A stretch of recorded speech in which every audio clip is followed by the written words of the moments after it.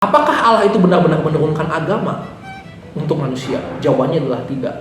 Ya, yang sebenarnya Allah itu menurunkan iman untuk manusia. Allah memberikan iman kepada setiap manusia yang Dia kehendaki. Ya, iman ini tingkatannya lebih tinggi dari sekedar agama. Yesus Kristus sendiri, ya, ini terang-terangan tidak pernah mendasarkan perkataannya dari sebuah kata yang bernama agama. Celakalah kamu, hai ahli-ahli Taurat dan orang-orang Farisi, hai kamu orang-orang munafik, sebab kamu mengarungi lautan dan menjelajahi daratan, untuk mentobatkan satu orang saja menjadi penganut agamamu. Dan sesudah ia bertobat, kamu menjadikan dia orang neraka yang 2 kali lebih jahat daripada kamu sendiri. Sekali lagi ya, untuk mentobatkan satu orang saja menjadi penganut agamamu, dan sesudah ia bertobat, kamu menjadikan dia orang neraka. Apakah agama pertama di dunia ini? Menurut pengetahuan dan hasil penelitian yang dipercaya sampai saat ini dan bertahan sampai saat ini, ada agama Hindu yang lahir di tahun 1500 sebelum Masehi sampai dengan 500 sebelum Masehi. Ada juga agama Zoroaster di tahun 1000 sampai 500 sebelum Masehi, dan juga ada agama Yahudi yang dipercaya ada di sekitaran 900 sampai dengan 500 sebelum Masehi. Agama-agama ini merupakan agama-agama yang kuno dan juga terdahulu, dianggap tertua di dunia. Adapun agama-agama lain seperti Buddhisme, Taoisme, dan Konfusianisme ini juga adalah agama-agama filsafat yang kemudian lahir dan menjadi agama-agama yang tua di dunia. Kalau begitu, di mana agama-agama terkenal yang saat ini dianut oleh banyak umat manusia seperti Kristen atau Islam? Mari kita bahas di dalam Sarumpun Sabda.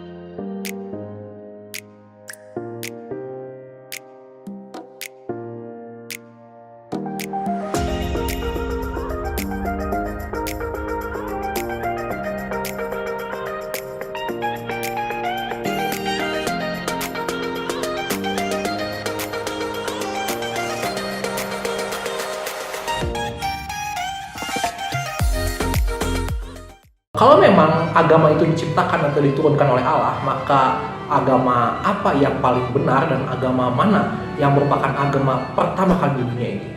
Oke, kalau kita sudah melihat menurut pandangan dari sisi sejarah dan juga penelitian, Hindu merupakan agama tertua di dunia, maka apakah itu artinya Hindu menjadi agama yang pertama kali diciptakan oleh Allah atau agama yang paling benar yang diturunkan oleh Allah?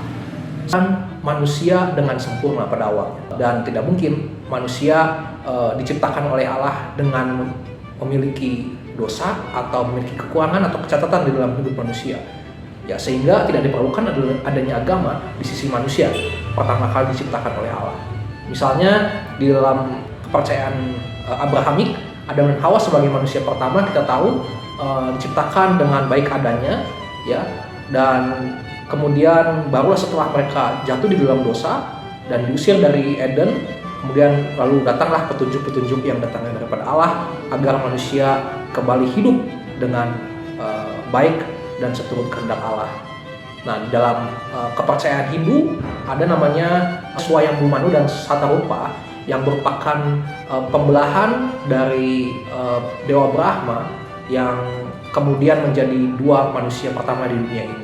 Ya, dan tentu saja kalau itu adalah pembelahan dari Brahma sendiri, apakah artinya mereka sudah memiliki dosa? Tentu saja jawabannya tidak, kita sepakat. Jadi baik dalam agama Hindu dan maupun agama Kristen, saya percaya dan juga Yahudi bahwa manusia pertama diciptakan tanpa dosa.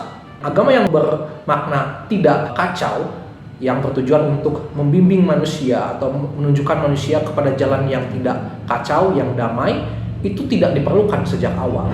Ya, sobat Sarumpun, karena apa? Karena pasti ada satu masa yang dimana manusia hidup dengan damai, berdampingan, dan tanpa kekacauan. Nah, setelah masa ini, maka timbullah kekacauan, dan disitulah diperlukan yang namanya agama.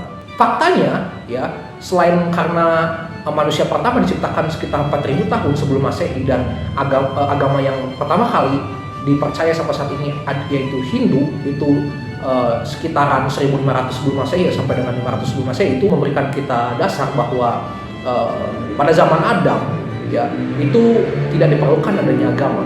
Tuhan sendiri ketika menciptakan Adam dan Hawa itu tidak menurunkan adanya aturan-aturan seperti A, B, C, D, ya.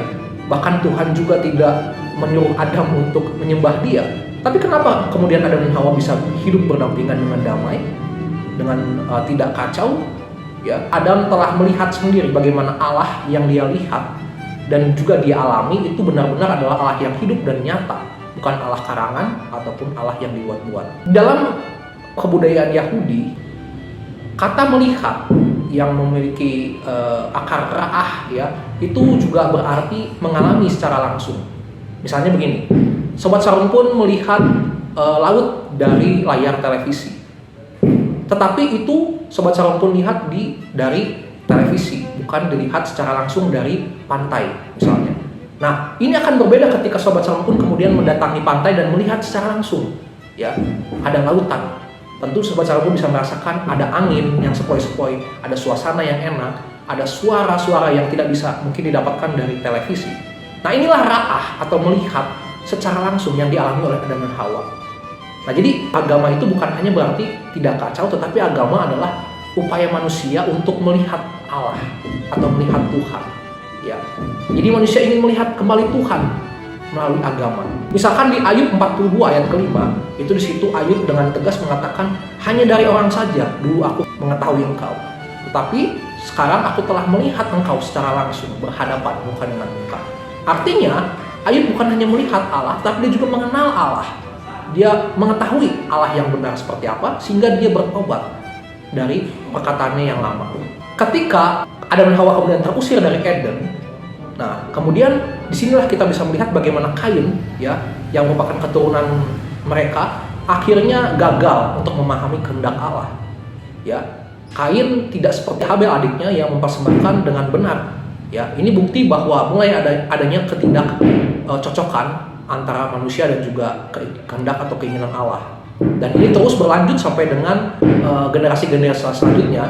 Manusia kemudian akan menciptakan jalan-jalannya sendiri, jalan-jalan yang berbeda dan bertentangan dengan jalannya Allah.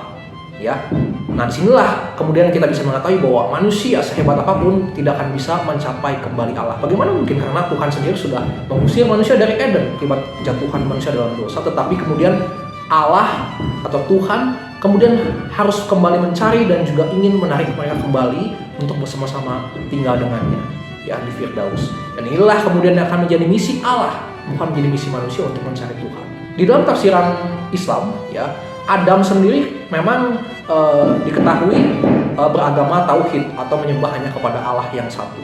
Nah, inilah atau tauhid inilah yang menjadi cikal bakalnya agama Islam. Menurut Taurat sendiri atau dalam Alkitab bahkan dituliskan bahwa manusia diciptakan dengan baik adanya. Ya, ini artinya bahwa memang manusia belum mengetahui atau memiliki yang namanya dosa ketika diciptakan pertama kali. Barulah setelah Adam makan buah pengetahuan yang baik dan buruk, situlah kemudian menjadi tanda tentang dosa atau tidak dosanya seseorang. Ini juga kemudian yang diperkuat dari perkataan oleh Rasul Paulus yang mengatakan bahwa sebelum hukum Taurat manusia tidak mengenal dosa. Ya, itu dikatakan oleh seorang rasul bernama Paulus yang merupakan anak didikan seorang Rabi Gamaliel, ya, seorang yang menganut tentu saja Yudaisme. Sebelum hukum Taurat ada, dosa sudah ada. Ya, tadinya manusia itu tidak mengenal adanya dosa. Ya, dosa sudah ada tapi manusia tidak menganggap itu sebuah dosa, tidak menganggap itu sebuah hukuman. Kenapa? Karena belum adanya hukum-hukum yang mengatur. Tetapi setelah datang hukum Taurat, setelah datangnya hukum-hukum agama, manusia menjadi mengenal ada yang namanya dosa. Yesus Kristus sendiri, ya, ini terang-terangan tidak pernah mendasarkan perkataannya dari sebuah kata yang bernama agama. Saya ulang lagi, ya, Yesus Kristus tidak pernah mendasari perkataannya dengan agama. Tapi Yesus Kristus mendasari perkataannya dengan kebenaran atau kehendak Allah. Ya, Yohanes 14 ayat 6, dia katakan, akulah jalan dan kebenaran dan hidup. Lalu ada di dalam Matius pasal ke-5 ayat yang ke-10, dia mengatakan berbahagialah orang yang dianiaya oleh karena kebenaran. Kata agama sendiri dalam perjanjian baru itu tidak pernah mengacu kepada yang diberikan oleh Allah secara murni. Tapi justru kata agama ini malah disinggung oleh Tuhan Yesus sebagai ajaran-ajaran yang dibuat oleh manusia. Artinya begini, artinya Tuhan Yesus itu mengkonfirmasi bahwa agama itu adalah sudah dicampur adukan oleh manusia oleh keinginan mereka sendiri atau kepentingan mereka sendiri. Artinya di dalam agama yang ada di dunia saat itu, ya, termasuk Yudaisme, itu sudah tercampur dengan kepentingan-kepentingan manusia, bukan lagi pure 100% murni dari Allah. Ya, mungkin berbeda dengan Taurat Musa, 10 perintah Allah, itu pure murni dari Allah.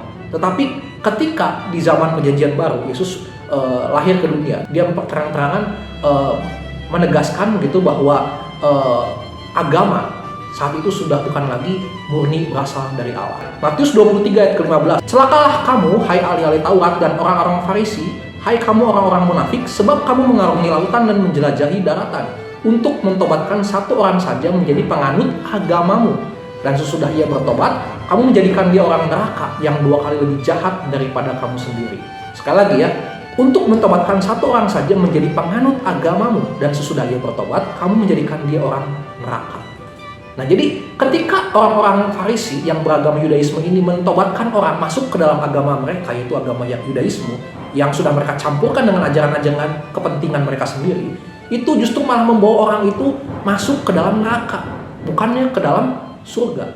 Ini membuktikan bahwa ajaran-ajaran agama yang saat itu bahkan dekat dengan bait Allah, dekat dengan kebenaran, yaitu Yudaisme, ya, itu malah menjerumuskan orang kepada neraka. Ini berbahaya sahabat-sahabatku. Ya, makanya Yesus Kristus selalu mendasari perkataannya, firman-Nya, atau apa yang dia bawa, yang dia kabarkan itu sesuai dengan kebenaran, kehendak Allah. Ya, Injil Kerajaan Allah. Apakah Allah itu benar-benar menurunkan agama untuk manusia? Jawabannya adalah tidak. Ya, yang sebenarnya Allah itu menurunkan iman untuk manusia. Allah memberikan iman kepada setiap manusia yang dia kehendaki. Ya, iman ini tingkatannya lebih tinggi dari sekedar agama, sobat-sobatku. Ya, Efesus 2 ayat ke-8 sama jelas-jelas mengatakan bahwa ini bukan hasil usahamu, bukan hasil pekerjaan. Karena kasih karunia kamu diselamatkan oleh iman. Ya, jangan ada orang yang bermegah diri. Ini menjelaskan bahwa iman bukan hasil usaha, bukan hasil pekerjaan, bukan hasil agama, tetapi iman adalah pemberian dari Allah. Nah, kita balik lagi.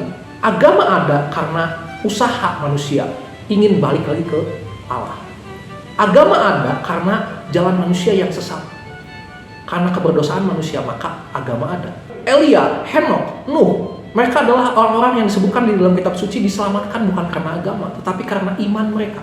Ya. Nah, misalkan lagi sebenarnya juga umat Islam seharusnya saya rasa setuju juga dengan perkataan bukan agama yang menyelamatkan, tapi benar-benar adalah iman yang diberikan oleh Allah. Terangan dia mengatakan siapa yang percaya kepada namanya akan diselamatkan, akan masuk surga. Bahkan dirinya sendiri kemudian naik dan terangkat ke surga, duduk di sebelah kanan Bapa. Nah, ini mungkin menjadi perenungan bagi setiap kita. Sehingga kita bisa mengetahui sekarang bahwa Kristen ya itu adalah bukan hanya sekedar agama, tetapi adalah kesaksian yang turun-temurun dari mulai zaman Adam sampai dengan Rasul Yohanes di Patmos, itu yang menceritakan, yang menyaksikan bagaimana Allah ya menjanjikan keselamatan untuk manusia. Itu sebabnya ya kalau kita lihat agama Yudaisme itu punya yang namanya Taurat oral atau Taurat lisan yang diturunkan dari nenek moyang sejak zaman Musa sampai dengan zaman-zaman atau generasi selanjutnya. Itu disampaikan dengan perkataan, tidak tertulis tetapi itu disampaikan dari mulut ke mulut. Ya, ini artinya kesaksian yang diberikan. Dan kekristenan atau Kristen ini adalah bukan hanya sekedar agama tetapi kesaksian itu sendiri dari mulai zaman Adam sampai dengan kitab Wahyu. Tingkatannya pertama, Allah memberikan yang namanya iman dulu kepada setiap manusia yang dikehendakinya. Nah, yang kedua, setelah manusia itu menerima iman, maka dia bisa melihat ada kebenaran yang dia dapatkan dari iman itu. Lalu yang ketiga, setelah dia tahu kebenaran, maka manusia membukukan semua kebenaran-kebenaran itu di dalam satu yang disebut dengan agama. Tentu saja, sobat-sobat, agama ini harus sesuai dengan iman yang diberikan oleh Allah. Nah, makanya Rasul Paulus sendiri kemudian mengatakan dan menegaskan di dalam Roma 1 ayat 16 ya, sebab aku mempunyai keyakinan yang kokoh dalam Injil, karena Injil adalah kekuatan Allah yang menyelamatkan setiap orang yang percaya. Pertama-tama orang Yahudi, tapi juga orang Yunani. Nah, di ayat ke-17-nya, sebab di dalamnya nyata kebenaran Allah yang bertolak dari iman dan memimpin kepada iman, seperti ada tertulis, orang benar akan hidup oleh iman. Nah, jadi di sini jelas kita melihat bagaimana Paulus sendiri bahkan mengatakan bukan karena agama jadi diselamatkan, ya, nyata di dalam kebenaran Allah yang bertolak dari iman dan memimpin kepada iman. Ya. Nah, ini mengatakan bahwa ya setelah Allah memberikan iman, ya, maka akan timbul yang namanya kebenaran. Nah, pertanyaannya, kalau ada orang-orang yang diberikan iman oleh Allah, maka ada juga orang-orang yang tidak mendapatkan iman itu. Nah, orang-orang inilah yang kemudian nanti menjadi cikal bakal orang-orang yang melahirkan agama-agama di luar iman yang diberikan oleh Allah. Iman apa sih yang diberikan oleh Allah? Kita bisa melihat di dalam Kejadian 3 ayat 15, ketika Adam dan Hawa jatuh dalam dosa akibat keberdosaan pertama mereka, ya, maka Allah menjanjikan akan ada juru selamat atau Mesias, akan ada pertolongan langsung dari Allah, ya, di mana keturunan manusia ini nanti akan meremukan kepala dari si ular atau si iblis ini, dan si iblis ini akan meremukan tumit dari keturunan manusia itu.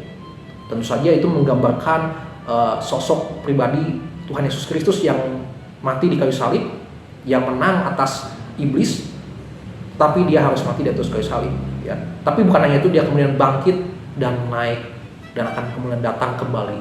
Karena Abraham sendiri pun bukan berarti ketika dia memberikan persembahan, memberikan korban sembelihan itu kemudian diselamatkan karena korbannya, bukan. Tetapi karena Abraham lebih dulu percaya, beriman bahwa Allah pasti akan memberikannya keselamatan, ya, maka Abraham mempersembahkan korbannya. Bukan karena Abraham mempersembahkan korbannya dulu maka dia kemudian bilang saya pasti akan diselamatkan, bukan. Tetapi sebaliknya, karena dia tahu bahwa Allah sudah akan menyelamatkan dirinya, maka dia berani menyembelih anak yang tunggal, yaitu Ishak. Bukan juga Sobat Shalom pun ini membenarkan bahwa kita bisa percaya kepada pertolongan Allah, tapi kita juga percaya kepada usaha kita sendiri atau lewat amal ibadah kita. Bukan seperti itu juga. Benar-benar kita harus bergantung dan percaya bahwa keselamatan itu hanya dari Allah, bukan dari diri kita sendiri. Yesus Kristus sendiri bersaksi dalam Yohanes 14 ayat 6, ya, bahwa akulah jalan dan kebenaran dan hidup. Yohanes 3 ayat 16, ya, bahwa anak manusia diberikan oleh Allah untuk menyelamatkan setiap orang yang berdosa, dan setiap orang yang mau percaya kepada namanya, itu nama Yesus Kristus, akan beroleh hidup yang kekal. Kristen mempercayai bahwa Yesus Kristus adalah Mesias atau juru selamat yang disediakan oleh Allah, atau pertolongan yang diberikan oleh Allah untuk menyelamatkan mereka yang berdosa. Yudaisme, Islam juga percaya bahwa akan ada Mesias, akan ada juru selamat yang datang, tapi mereka belum atau masih menantikan juru selamat itu. Tapi Kristen sudah mendapatkan juru selamat itu di dalam Yesus Kristus.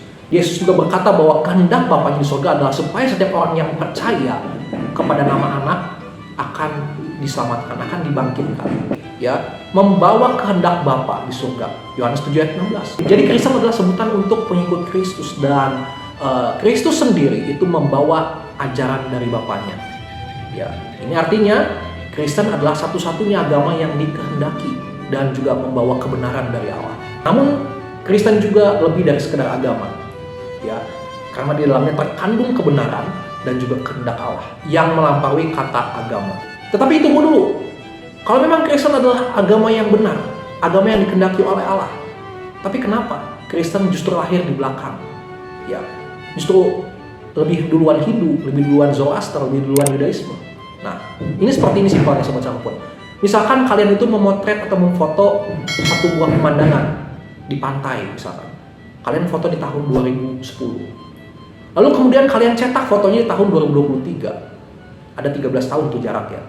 Nah, pertanyaannya begini. Apakah artinya foto itu baru ada di tahun 2023? Apakah artinya gambar itu baru ada di tahun 2023? Kan enggak, ya. Kalian sudah punya gambar itu sebenarnya dari tahun 2010 ketika kalian mempotret atau memfoto pemandangan itu. Hanya saja secara fisik, secara jasmaninya, cetakannya itu baru ada di tahun 2023. Ya. Tetapi secara ide, secara abstrak itu sudah terjadi di tahun 2010. Inilah kekristenan. Kekristenan memang lahir belakangan sebelum agama Hindu, sebelum agama Zoroaster, sebelum agama Yudaisme. Tetapi kekristenan, ide-idenya itu sudah ada sejak zaman Adam, ya. Kenapa? Karena sejak zaman Adam, Allah Yahweh itu sudah menjanjikan keselamatan di dalam Mesias, ya, yang akan meremukan kepala ular, dan si ular ini akan meremukan tumit keturunan manusia, yaitu ketika Yesus Kristus disalib.